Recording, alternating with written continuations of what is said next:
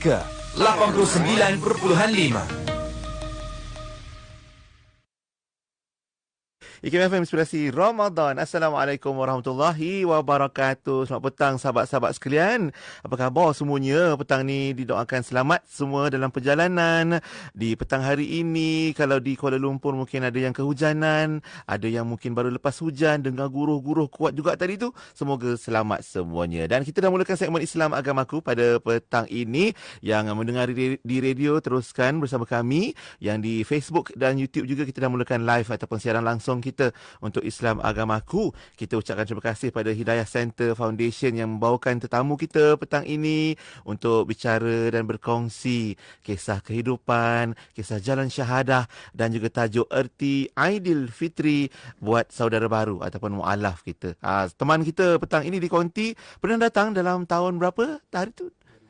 3 tahun lepas lebih kurang tahun ni ataupun kali ni kita bawakan kembali untuk ceritakan macam mana pengalaman beliau bersama. Dan petang ini saudara ataupun Encik Abdul Hadi alias Vigneshwaran, anak lelaki Tanah Balan bersama kita di Konti. Assalamualaikum. Waalaikumsalam warahmatullahi wabarakatuh. Apa khabar Cik Hadi? Sihat, Alhamdulillah. Kita panggil Hadi Boleh. Okey, baik, insya-Allah. Terima kasih Hadi datang kembali ke konti kita untuk Islam Agamaku, dan terima kasih sekali lagi Hidayah Center Foundation. Sahabat-sahabat yang bersama di Facebook, di YouTube, sambil menonton mungkin boleh kongsikan juga macam mana cuaca, keadaan, suasana di tempat anda, dan juga kalau ada soalan nak diajukan pada Hadi, boleh terus ajukan di ruangan komen. Kalau kita boleh flashback atau recap balik Hadi 3 tahun sebelum ni, Hadi pernah bersiaran bersama Datin Munajat Asman, dan kisah pengalaman bersyahadah itu saya rasa sangat kiranya mengejutkan juga, sebab pada usia seawal 14 tahun Betul. memilih jalan syahadah, dan kemudian 10 tahun juga menyembunyikan kisah syahadah tersebut daripada pengetahuan keluarga.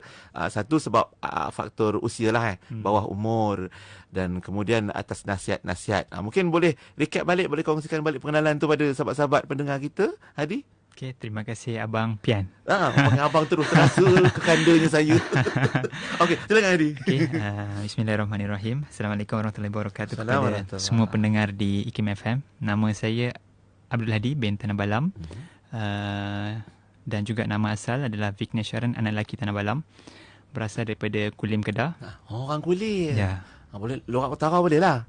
Lama dah berada di KL, so dah hilang dah Lorak Kedah. Okey, tak apa KL, kita cakap KL. So sekarang ini sedang melanjutkan pelajaran di UTM KL, dan juga pada masa yang sama saya juga adalah sukarelawan Hidayah Center Foundation sejak 2016. So soalan dia apa tadi? Pengenalan sikit lah, apa yang Hadi pernah ceritakan di Islam Agamaku sebelum ni, sedikit pengenalan macam mana memilih jalan syahadah tu. Alright. Saya memeluk Islam pada tahun 2008 ketika berumur 14 tahun, dan kenapa saya bersyahadah ketika itu adalah kerana saya merasa agama itu sudah, saya firm kata dah betul dan saya yakin. So akhirnya saya bersyahadah dengan ustazah saya. Dan kenapa saya merasakan Islam itu adalah agama yang benar, kerana daripada kecil saya mendengar ustaz ataupun ustazah dalam kelas berceritakan tentang agama Islam, dalam kelas agama Islam, disebabkan tidak ada cikgu untuk mengajar moral, dan kami tidak dipaksa ataupun diletakkan dalam kelas tu, tapi kami secara sukarela berada di dalam kelas itu untuk mendengar, sebab kita tahu lepas kelas ni ada kelas lain kan, so kita stay je dalam kelas tu, dan tanpa sedar kita mendengar apa yang ustaz ataupun ustazah ceritakan berkenaan dengan Islam, dan kita suka. Setiap kali kelas tu. Betul, hampir memang setiap hari. Hadi ada dalam kelas. Betul. Saya dan juga kawan-kawan saya yang ada yang lain, non-Muslim juga. So daripada kecil tu kita dah dengar kisah Nabi, kisah para rasul, hukum hakam, dan ada benda yang kita ikut dalam Islam apabila ustazah ceritakan. Makan minum contohnya, jangan makan benda yang haram. Aurat contohnya, laki kena bawah lutut dan sebagainya kan. So kita ikut benda-benda tu sampailah darjah 6 macam tu, baru rasa terdetik satu perasaan dalam diri, nak luahkan kepada someone yang saya nak memeluk Islam, tapi tak tahu macam mana nak luahkan, dan saya keep it to myself. Masuk sekolah menengah, benda yang sama. Kelas agama Islam tak ada cikgu nak mengajar. So stay. Masya Allah, takdirnya macam tu masuk kelas yang Hadi join, tak ada kebetulan tak ada cikgu yang nak mengajar untuk subjek moral. Betul. Dan you stay in the class. Yes. Okay.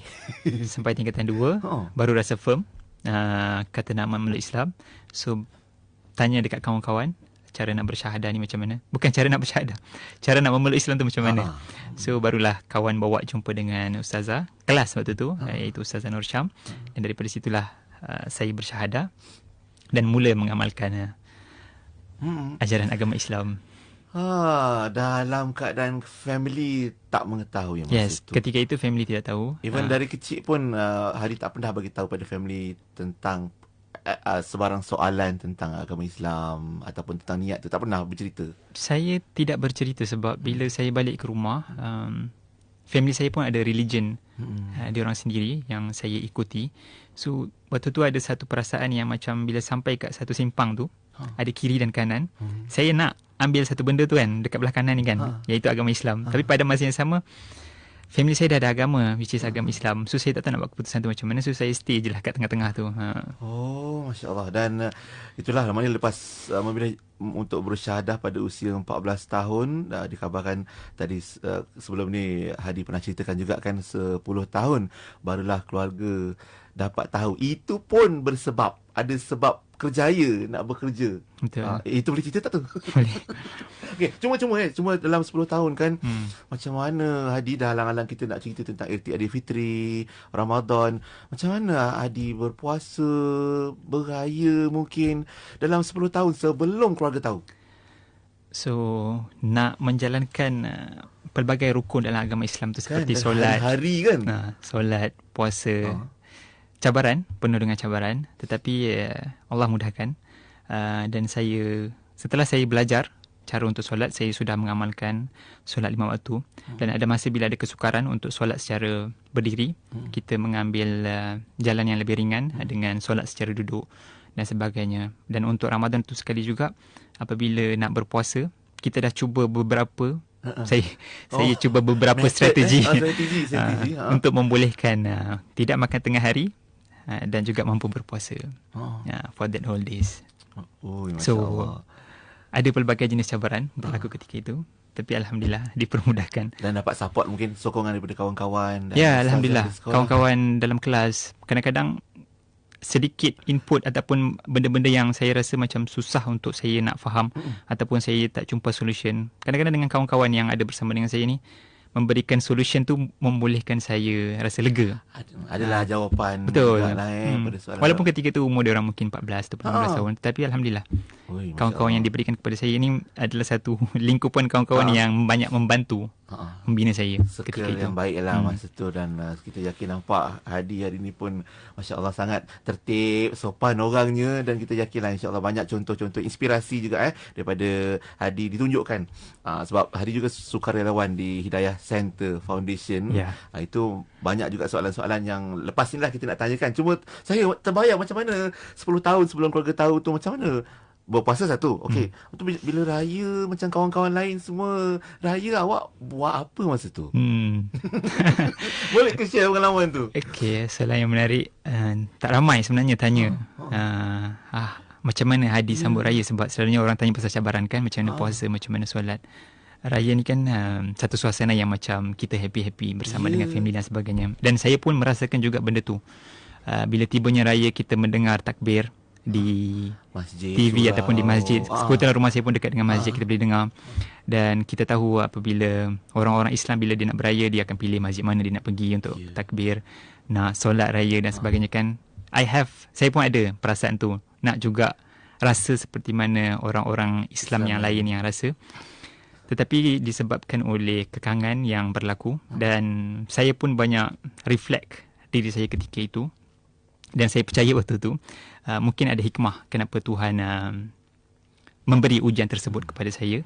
Dan saya bersyukur sebab bila saya fikir balik pada hari raya tersebut, mak bapak saya masih ada bersama dengan saya masih lagi boleh makan dan minum dengan mereka, walaupun bukan dalam keadaan menyambut raya, tetapi I have all that privilege pada ketika itu, dan itu pun sudah membuatkan saya sebenarnya lebih daripada bersyukur dan bahagia dapat berkongsi bersama keluarga. Masya-Allah, masya-Allah. Walaupun mungkin ada dalam hati, kita yakin perasaan nak untuk meraihkan dengan seperti mana umat Islam lain merayakan, tapi itu disimpan.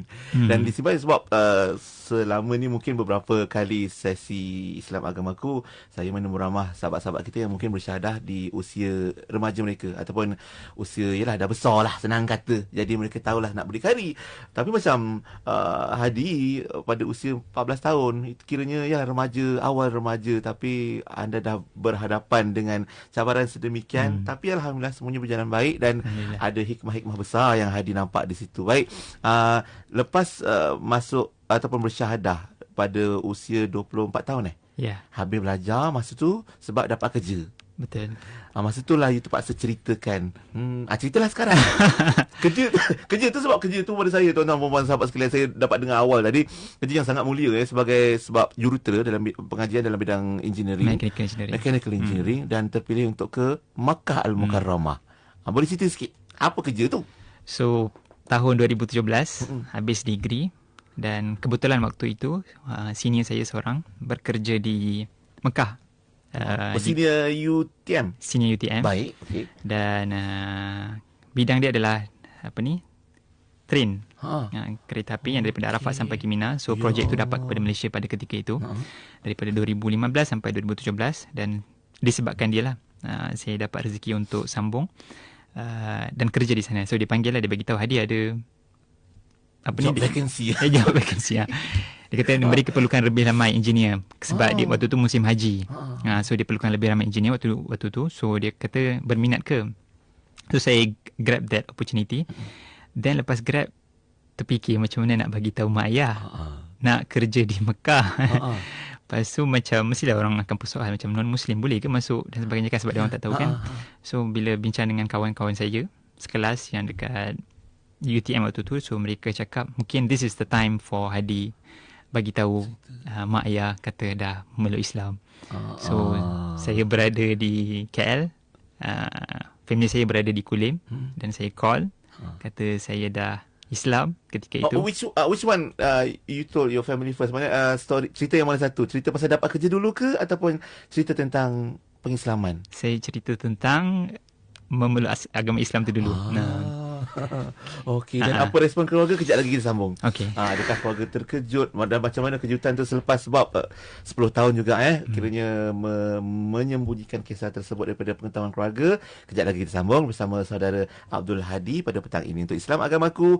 Jangan ke mana, boleh terus dengar di radio ataupun di Facebook dan YouTube kami, boleh ikuti bersama di IKIM FM. Subhanallah walhamdulillah ولا إله إلا الله والله أكبر سبحان الله والحمد لله ولا إله إلا الله والله أكبر سبحان الله والحمد لله ولا إله إلا الله والله أكبر سبحان الله والحمد لله ولا إله إلا الله والله أكبر سبحان الله والحمد لله ولا إله إلا الله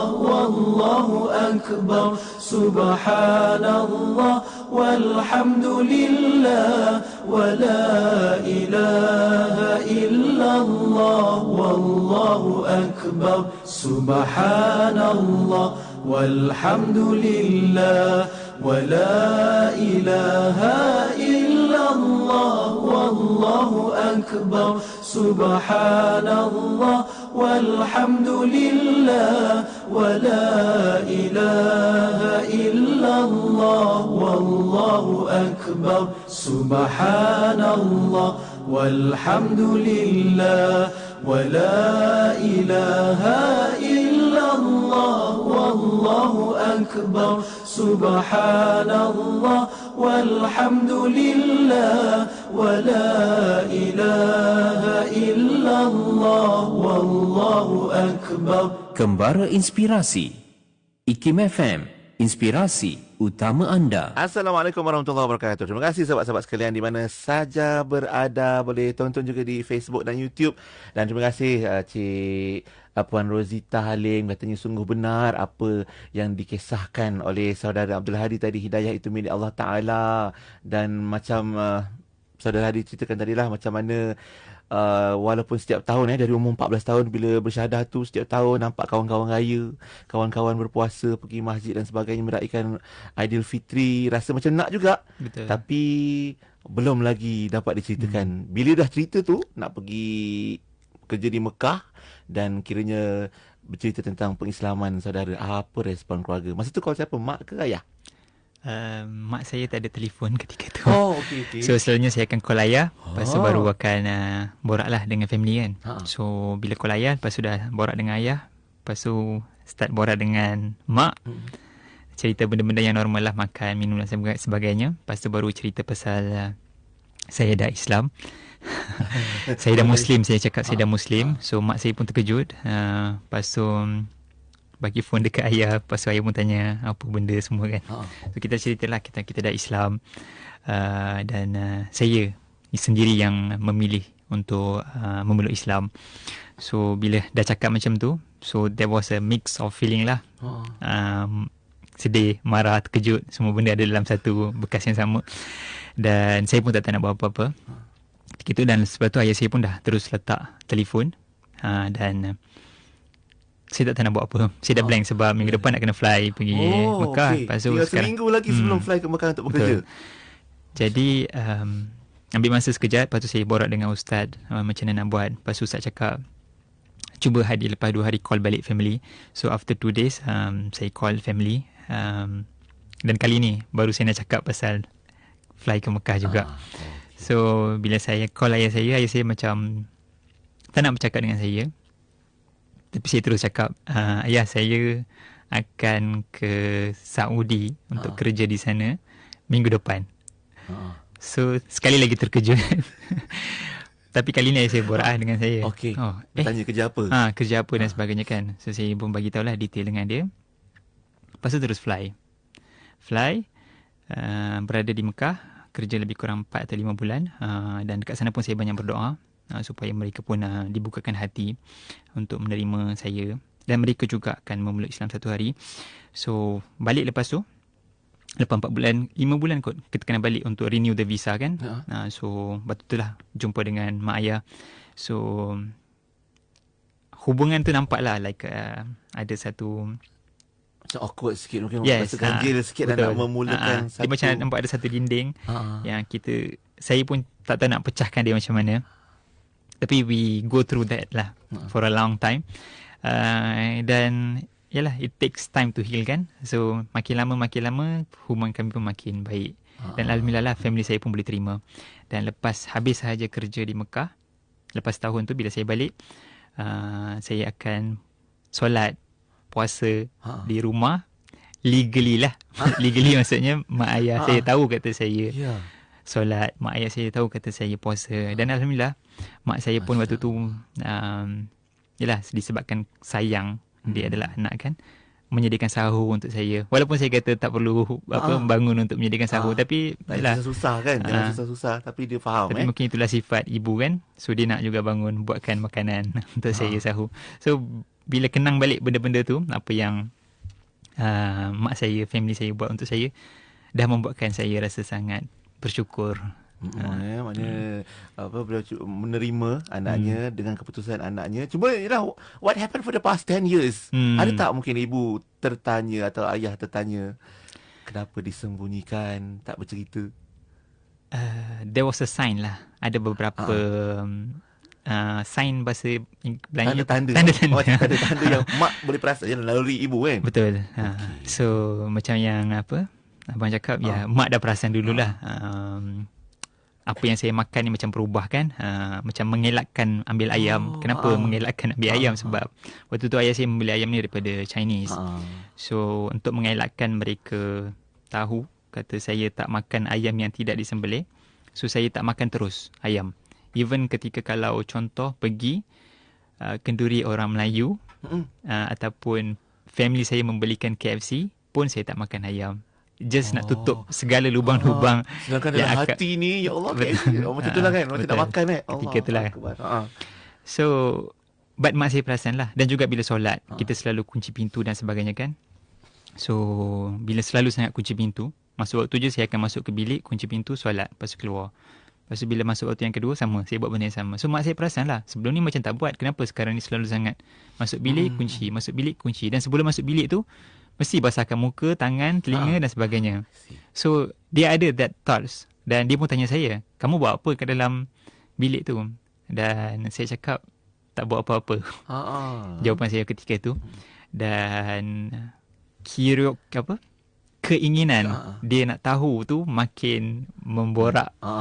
So, satu masa, solat isyak. Waktu solat isyak, saya nak solat.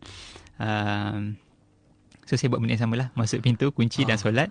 Dan bila tengah-tengah solat tu, saya dengar tingkap bilik diketuk. Macam ni. So, tingkap bilik saya ni, depan dia tu macam semak. Okay. So, dari luar lah. Maknanya diketuk dari luar ni? Ya, dia dari luar. Alright. So, dan kampung kan. So, dia macam tingkap yang macam tak nampak sangat. Okay. Tapi, dia macam nampak sikit-sikit gitu kan. So, bila kena ketuk macam tu, saya tengah solat. Berdenyut lah saya punya. Berdebar kejap. Berdebar. Siapa? Tertanya-tanya lah siapa tu? Sebab situ kan macam tak ada benda. Oh, okey. Saya ingat hantu ke apa kan. Lepas tu bila pandangan saya yang kat bawah ni naik ke atas ni, macam saya nampak macam ada. Oh, tingkap tu memang depan. Yes, exactly depan. Betul lah. Alright. So saya nampak macam ada bayang someone kan. Lepas tu baru keluar suara, kau buat apa tu? Lepas tu saya tahu, ni mak saya ni kan. So makin takut lah saya waktu tu kan. Macam dah kantoi lah semua benda kan. Kantoi, apa akan jadi pada saya ketika ni kan. Adakah saya akan dihalau dan sebagainya kan. So mak saya masuk balik. Lepas tu tanya saya, kau buat apa ni? Tadi aku nampak macam kau, dia tunjuklah rokok. Saya nampak kau buat macam ni, kau buat macam ni kan. Lepas tu saya pun fikir. Saya cakap, saya tengah exercise mak. Kenapa mak kacau kan? So dia macam, ya ke exercise mana ada orang exercise macam ni kan mak saya kata kan. Saya macam waktu tu firm lah, saya kata dengan mak saya, betul mak, saya tengah exercise waktu tu kan. So tengah gado-gado ni kakak saya datang. Korang dua ni kenapa tengah bising waktu malam ni kan. Lepas tu mak saya cakap dengan kakak saya, ni adik kau ni kat dalam bilik dia tengah buat macam ni, dia kata exercise, ya ke kan. Lepas tu tiba-tiba kakak saya backup saya. Tak tahulah kenapa kan. Kata betul lah tu, ada exercise mak kacau dia kenapa kan. So somehow conversation tu habis kat situ lah. Tapi itu antara pengalaman so dengan tanda tanya. From there lah saya tanya ustaz macam mana nak buat dan sebagainya. Baru ustaz cakap maybe Hadi boleh kalau rasa susah lah, especially macam maghrib ke apa kan, susah nak solat, boleh je solat cara duduk. Dan kat situlah juga saya nampak betapa indahnya Islam yang memberikan solution bila ada apa-apa isu ataupun masalah. Masya Allah, itu maknanya satu ilmu jugalah yang kiranya Hadi belajar selain daripada mendalami Islam. Dan kalau dari sudut itu tadi, dari sudut ibadat, maknanya ada perkara yang kadang-kadang sorok-sorok, hampir-hampir kantoi. Dan Hadi anak kedua daripada 3 orang adik-beradik. Nombor 1 kakak. Ya, saya ada kakak dan adik perempuan seorang. Adik perempuan di bawahnya. Sebab ada yang bertanya tadi, Hadi ada berapa orang beradik? Anak berapa? Dia anak nombor 2. Dan kalau dari sudut ilmu tentang Islam, tentang akidah, tentang ketuhanan, biasanya Hadi akan bertanya dengan siapa? Okay, apa yang saya belajar di kelas, itulah ilmu yang saya dapat setiap hari. So bila dah memeluk Islam, lagi seronok lah nak mendengar apa yang ustaz ataupun ustazah ceritakan dalam kelas. Dan pada masa yang sama, selepas kelas ataupun waktu rehat, saya akan selalu berjumpa dengan ustaz ataupun ustazah ataupun guru-guru yang tahu saya dah memeluk Islam untuk mendalami lebih banyak tentang agama Islam. Dan saya bersyukurlah saya dipertemukan dengan guru-guru yang baik yang sanggup mengajar saya, fahamkan saya tentang agama Islam, dan juga pada masa yang sama berkenaan dengan solat, belajar Quran dan sebagainya. Oh, Masya Allah. Okey, tahniahlah ustaz-ustazah kita yang mengajar di kelas tu. Kalau ikutkan, kita ikut buku teks saja. Tapi di sebalik apa yang diajarkan tu, ada hati-hati yang tersentuh. Dan kemudian macam contoh Hadi sendiri, bertanya direct lah dengan ustaz-ustazah kalau nak mengetahui apa-apa saja tentang Islam. Mereka pun bersedia untuk menjawab apa-apa soalan. Alhamdulillah. Dan alhamdulillah, kebanyakan jawapan yang mereka memberikan ini memberi satu kelegaan kepada saya. Kerana bila kita belajar satu perkara dalam agama Islam, kadang-kadang kita ingat dia black and white. Ya, tidak. Sebenarnya dia lebih luas, di mana kita kena tengok konteks. Daripada konteks tu baru kita akan dapat jawapan yang sepatutnya untuk perkara tersebut. Dan kat situlah yang sebenarnya make me more happy to be a Muslim. Masya-Allah, tentang ialah indahnya Islam, tentang bukan saja dari sudut syariat, ibadat, apa yang kita boleh buat tu ada kemudahan-kemudahannya, tapi banyak lagi benda lain. Saya rasa dan yakin bila Hadi sendiri menyertai sebagai sukarelawan di Hidayah Center, banyak lagi yang kita boleh belajar dan kita boleh sampaikan pada mad'u kita. Betul, Hadi. Allah, saya sebenarnya sangat jealous dan cemburu sebenarnya dengan kisah hidup Hadi, tapi inilah yang Allah Taala takdirkan untuk kita belajar bersama dari seorang anak muda yang dari usia mudanya bersyahadah. Lepas tu kan, okey, kalau tadi kat sekolah ada ustaz-ustazah, bila di IPT di universiti pula macam mana Hadi meneruskan kehidupan Alhamdulillah sebagai seorang Muslim? Saya sambung belajar di UTM KL, Kuala Lumpur maksudnya. Dan Kuala Lumpur ni kelebihan dia kepada sesiapa yang berada di KL ni, dia ada banyak tempat pengajian berkenaan dengan agama Islam. Dan kebanyakannya murah. Bukan murah, percuma. Mana datang murah? Percuma. So peluang itu saya mengambil sebaik mungkin untuk mendalami lebih banyak berkenaan dengan agama Islam. Dan sampai sekarang saya masih lagi belajar Quran, belajar pasal sirah dan sebagainya. So kita hadirlah kelas-kelas, dan antara tempat yang saya selalu rujuk adalah seperti Hidayah Center Foundation yang banyak membimbing saya juga, mengajar kami, mendidik kami cara untuk memberi dakwah dan sebagainya. Dan juga saya banyak pergi ke masjid-masjid sebab kebetulan dekat KL ni kita ada banyak ustaz-ustaz yang dulu waktu saya sekolah rendah ataupun sekolah menengah, saya jumpa ustaz tu hanya dekat TV. Tak sangka semudah tu kita boleh jumpa ustaz tersebut physically. Kat KL ni boleh jumpa kat masjid-masjid, carilah mana pengajian. Alhamdulillah. Itulah maknanya nampak lebih mudah, lebih bebas jugalah bila di peringkat universiti sambil belajar, dan Hadi dapat jumpa para asatizah kita untuk belajar. Kelas-kelas pun join juga. Alhamdulillah. Kalau kelas specifically di mana? Banyak. So, termasuk di UTM KL sendiri. Ada juga di Pusat Islam, Hidayah Center Foundation.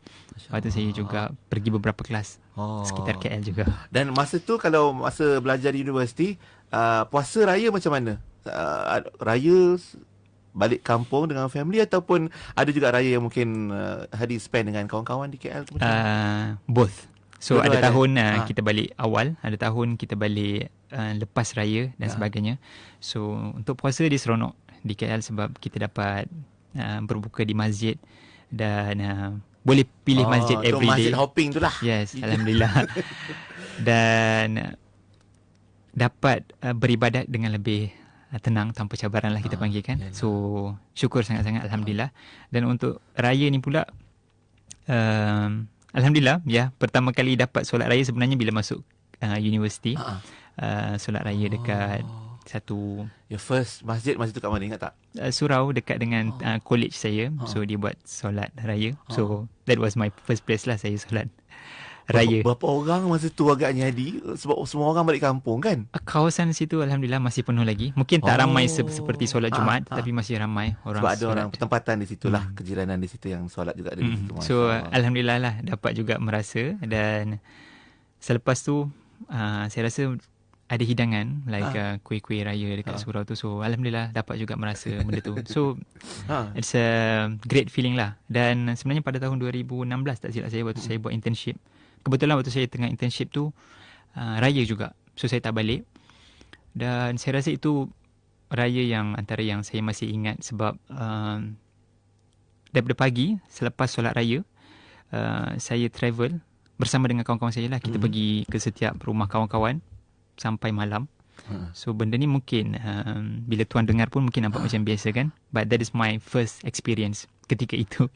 Dapat setelah sekian lama So Alhamdulillah lah for that pengalaman juga. Dan juga terima kasih juga kepada kawan-kawan saya yang buat open house ketika itu, yang membolehkan saya merasa juga seperti mana orang-orang Islam lain beraya pada hari raya tersebut. Masya Allah. Dan mungkin mereka menganggap Hadi juga macam ahli keluarga mereka sendirilah. Sebab mungkin mereka tahu background apa family dan sebagainya, kisah Hadi, dan mungkin mereka ajak Hadi lah beraya bersama. Betul.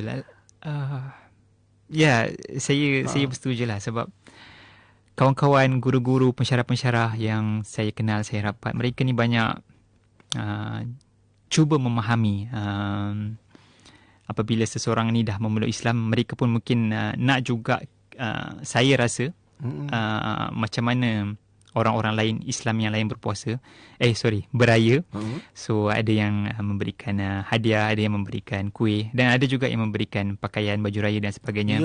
Dan kebetulan baju raya ni pun sebenarnya baju hadiah juga daripada kawan.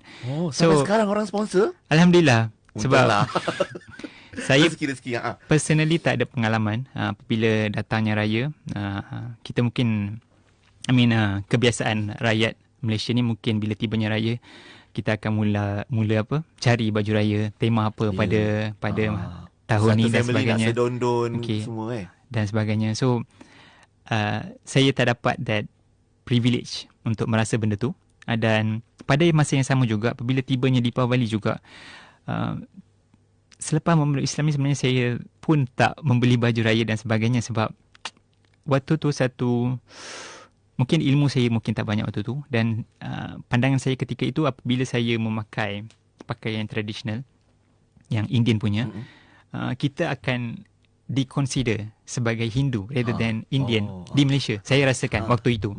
Sebab nampak sangat janggal kan kalau contoh hari ni kita pergi solat tarawih malam ni dan majoriti ataupun kebanyakan daripada orang sedang pakai sari tapi masih menutup aurat ataupun pakai dhoti solat dekat masjid, dia akan nampak pelik kan. Orang India pakaian ni boleh ke solat? Macam kejut kan. So saya pun ada pandangan macam tu. So saya mula memilih untuk tak pakai pakaian tradisional. Je lah yang pakai biasa. Nak pakai pakaian yang orang Islam pakai, I don't have that privilege. Pada masa yang sama saya tak tahu sama ada boleh ke tak pakai pakaian Indian. But then bila ditambah ilmu dan sebagainya baru kita faham sebenarnya kita boleh je pakai kan. Kita dah bezakan budaya dan ritual. Apa yang bersifat cultural and ritual tu, itu pun antara ilmu yang penting juga. So dari segi makanan, pakaian apa yang kita pakai, sebenarnya selagi mana dia masih berlandaskan agama Islam, kita boleh jaga halal dan haram, kita boleh amalkan. So it's another good thing lah sebab saya rasa kebanyakan orang yang belum Islam ataupun bukan Islam, mereka merasakan kita mungkin kena tinggalkan semua benda ni apabila dah memeluk Islam. Sebenarnya hakikatnya tidak. Banyak benda sebenarnya yang daripada our culture, sama ada Indian ataupun Chinese, yang sebenarnya kita masih boleh teruskan apabila kita dah Islam. Nanti kita cerita lebih lanjut lah, tambah-tambah lagi mungkin pengalaman Hadi sendiri sebagai seorang sukarelawan di Hidayah Center Foundation dalam dakwah ni, apa yang mungkin yang Hadi kongsikan kepada sesiapa sahajalah yang kita temui, sama ada yang sudah Islam ataupun bukan Islam, dan juga macam mana erti Aidilfitri bagi Hadi sekarang ni. Sebab ada yang dah mula tanya tu, Hadi dah kahwin ke belum? Alamak. Nanti kita jawab untuk pusingan ketiga kita bersama saudara Abdul Hadi petang ini untuk Islam Agamaku. Kalau ada soalan sahabat-sahabat sekalian, tuliskan di ruangan komen ataupun hantar ke WhatsApp 012-240-9150. Terus dengan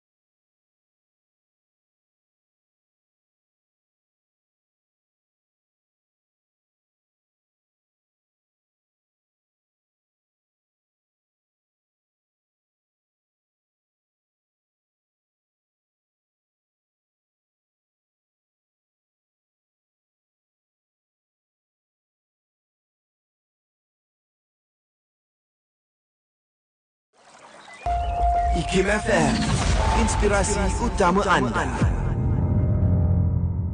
IKIM FM Inspirasi Ramadan. Kembali bersama Pian di Kembali Inspirasi dan segmen Islam Agamaku pada petang ini membawakan tamu kita saudara Abdul Hadi ataupun nama asalnya Vigneshwaran, anak lelaki Tanah Balam yang berkongsi pengalaman tadi bersyahadah pada usia 14 tahun di sekolah menengah lagi, lepas tu sambung belajar di UTM, sekarang ni pun sedang menghabiskan PhD beliau dalam bidang apa tu Hadi? Mechanical plus bio. Mechanical plus bio Mechanical, how come can plus bio? Biology, combine Combine dulu. Masya Allah. Kita doakanlah semoga sahabat-sahabat tolong doakan Hadi dapat selesaikan PhD beliau by end of this year ataupun by this year lah, insyaAllah. Hopefully by this year lah. Masya Allah. Dalam masa yang sama, agak indah berapa kali raya tu dia lalu ni sepanjang Hadi bersyahadah usia 14 tahun sampai sekarang ni. Dah berapa kali Ramadan, berapa kali Aidilfitri dilalui, tapi mungkin macam-macam cabaran yang dilalui. Dan macam mana Hadi nampak bila tadi kan kita cerita tentang beza cultural and ritual. Hadi sendiri macam mana nak memahamkan diri tentang sambutan Aidilfitri dan kemudian bila bersama keluarga, kita juga boleh bersama-sama keluarga ketika Deepawali dan perayaan lain. So itulah dia do and don'ts kan yang kita nak fahamkan. So waktu kecil, waktu dah memeluk Islam lepas 14 tahun tu, yalah, pada masa sama yang kita nak mengamalkan apa yang ajaran Islam minta, kita juga nak mengelakkan benda-benda yang agama sebelum saya yang minta, yang mungkin dia bukan yang maksud saya yang dilarang. Kalau boleh dilarang, maksudnya dia sebab dia melibatkan akidah. Dan pada masa yang sama ada benda juga dalam budaya saya yang sebenarnya saya boleh amalkan. So dia ada 3 boxes kan. So pertama nak menjalankan apa yang orang engineering kan, dia nampak macam tu tau. Dia punya jawapan dahsyat. So pertamanya nak menjalankan apa yang agama Islam minta. So saya cuba sedaya upaya saya untuk tambah ilmu dan amalkan sebaik mungkin saya. Solat, ibadat, puasa dan sebagainya. Dan pada masa yang sama nak mengelakkan apa yang ada dalam agama sebelum saya, yang kalau boleh saya tak nak involve, seperti mana upacara ataupun ritual agama. So kat situ pun sebenarnya ada cabaran sebab before memeluk Islam ni kan kita dah dibiasakan untuk pergi kuil dan sembah dewa dan sebagainya. So bila dah memeluk Islam, kita nak cuba mengelakkan benda tu kan. So it takes time lah for me. Saya bermula daripada sedikit-sedikit menolak. Contohnya mak saya nak pergi kuil kat luar ke apa, saya akan cakap tak apalah mak pergi, saya jaga rumah. So dia nampak benda tu macam bagus juga, dia ada orang nak jaga rumah kan. Tapi kita tolak dengan berhikmah lah. Alhamdulillah. Masya Allah.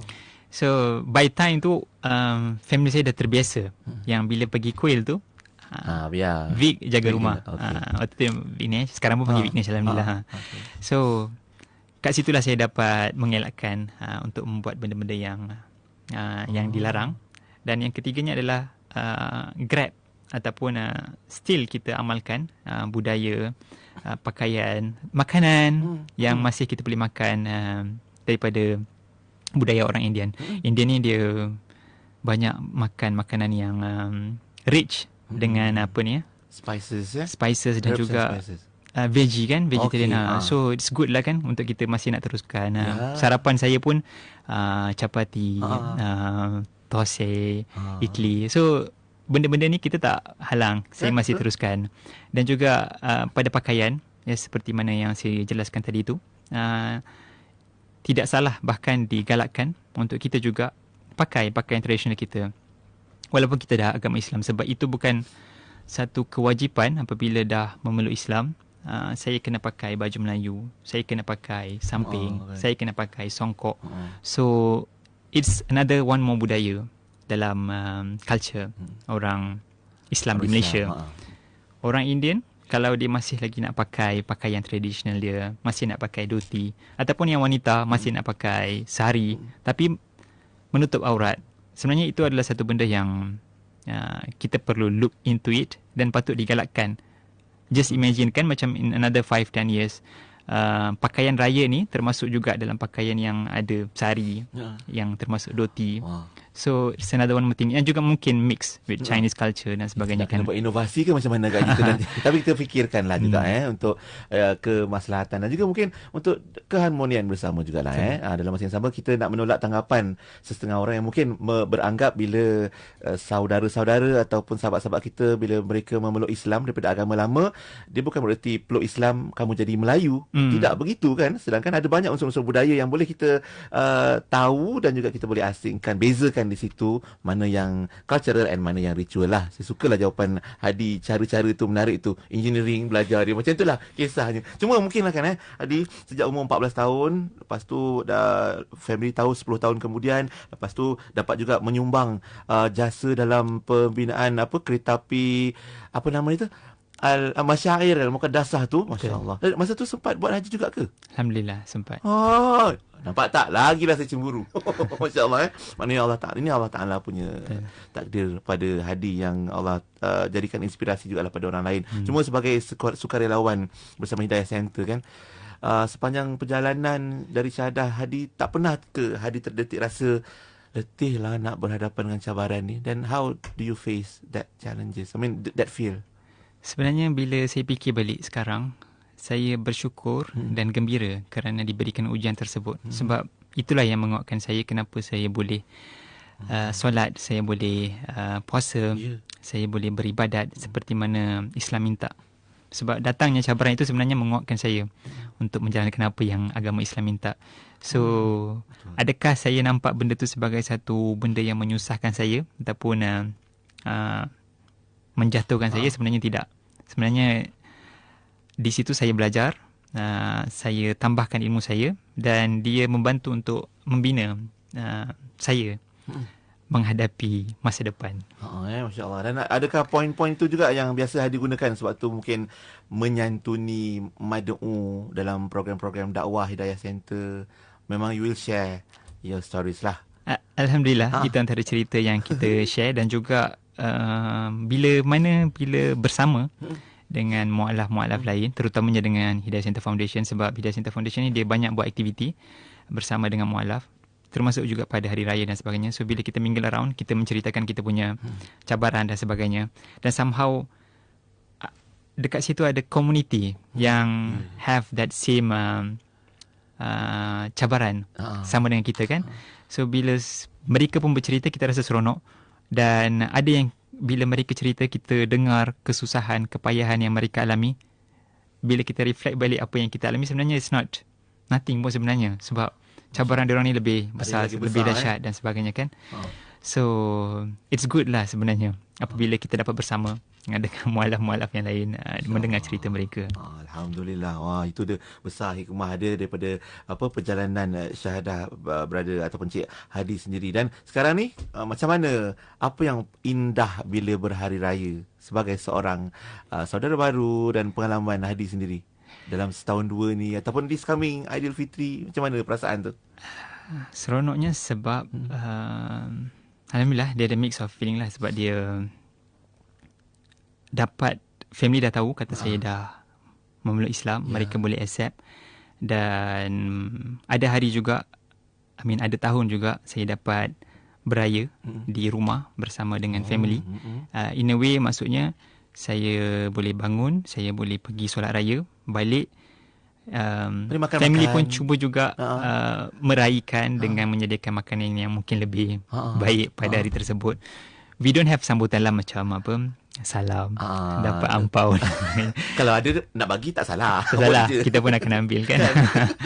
Tapi we don't have that. Cuma itulah, sederhana. Keseronokannya adalah apabila family boleh terima dan saya boleh sambut raya dan saya bersama dengan family pada hari raya.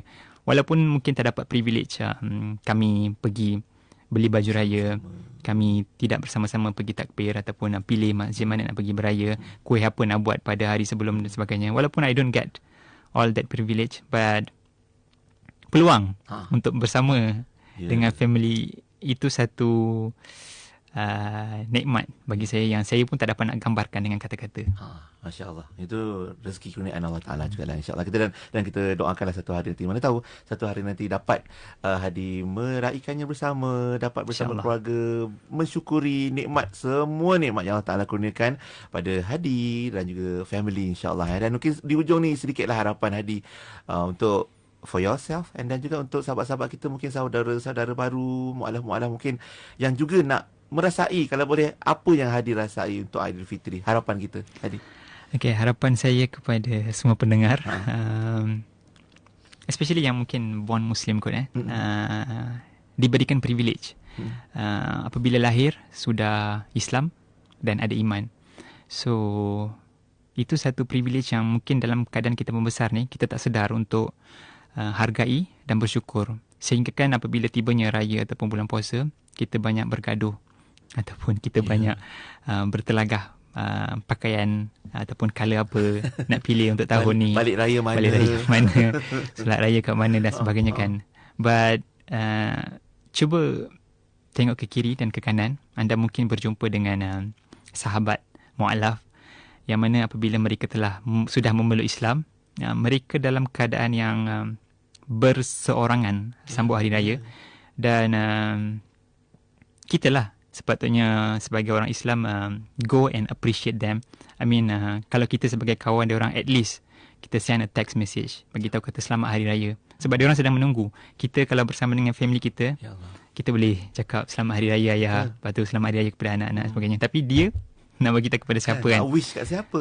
So kita lah, the other Muslims have to appreciate them. Dan kalau boleh bagi hadiah dan sebagainya, itu akan memberikan satu kelegaan dan juga mereka akan appreciate lah. Seperti mana saya juga bila fikir balik benda-benda kecil yang kawan-kawan ataupun guru-guru ataupun pensyarah saya buat, beri hadiah dan sebagainya, kita sangat bersyukur dengan apa yang diberikan itu. Menghargai lah walaupun ia nampak kecil tapi besar maksudnya pada sahabat-sahabat kita yang macam Hadi sebutkan tadi. Paling kurang tanyalah khabarnya. Apa khabar hari ni, okey ke? Betul. Raya kat mana? Makan apa tadi? Betul. Paling kurang, insyaAllah. Terima kasih Hadi atas pesanan tersebut untuk kami juga. Kiranya jadikan ingatan untuk kita bersama, sebab kita raya bukan seorang-seorang, bukan dengan family saja. Kalau boleh kita ada family lain juga yang namanya Muslim, yang sama-sama imannya sama dengan kita semua kan. Betul. Jadi apalah salahnya kalau kita sama-sama menyantuni mereka. Hadi, terima kasih banyak-banyak untuk segmen kita hari ini. Semoga kita doakan semoga terus kekal bahagia sampai syurga, insyaAllah. Dan juga bersama keluarganya nanti, insyaAllah. Ya. Baik, terima kasih Hadi. Jumpa lagi insyaAllah.